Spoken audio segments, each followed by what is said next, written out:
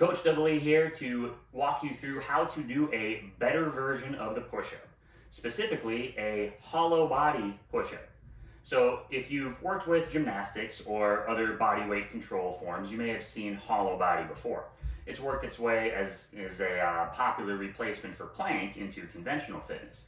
And there's a reason that it shows up prominently among gymnastics and other body weight experts, because your ability to stabilize and control the middle of your body allows you to do much more impressive things through the limbs, accepting, receiving, redistributing force.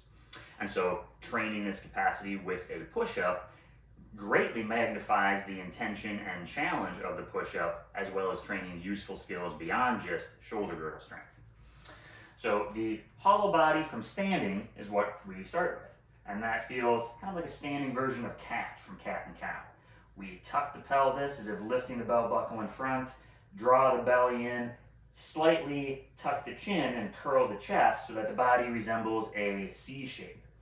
The shoulder blades spread as well. This is very important because this is what allows us to create pelvis to elbow contact. If the shoulder blades are drawn back, that just is not going to happen.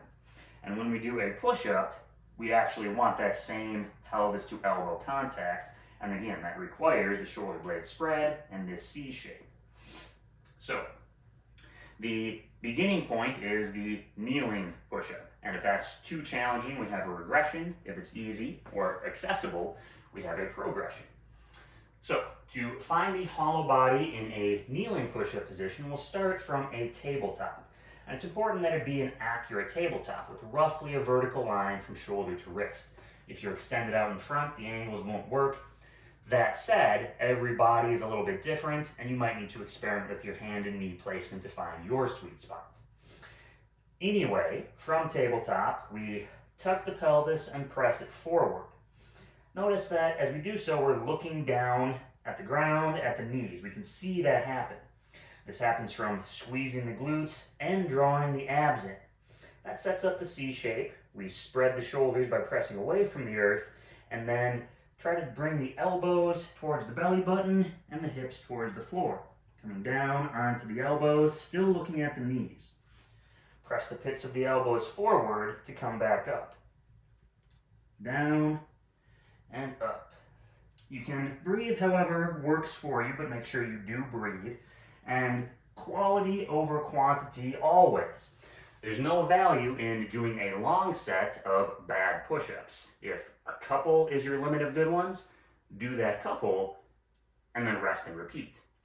Now, if the kneeling is too challenging, it is totally acceptable to do it to a low surface.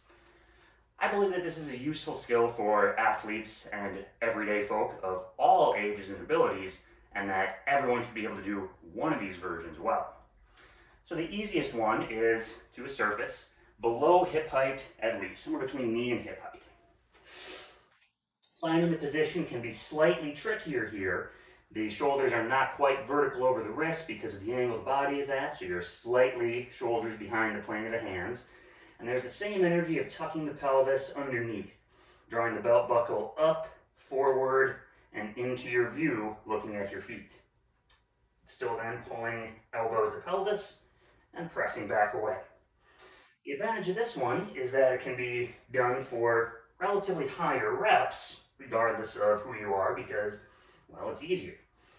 And reps do help teach us, but we want them to be good reps. And so if you're struggling with the kneeling version, regressing to this, no shame in it, especially if it helps you hold the position well.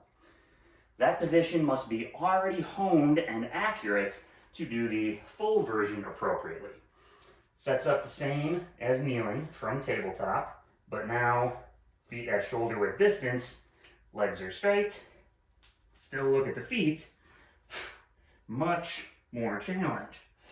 Rep for rep, these feel about 2 or 3 times harder as a so-called classic push-up. So the hollow body push-up series, incredibly useful, a foundational piece of further TACFIT work, and that's why I recommend it. We have to walk before we can run, and this is a foundational level of good body control. Give it a try, If you have any questions, please always feel free to reach out. I will be thrilled to hear from you and happy to help. Peace, love, and strength, y'all.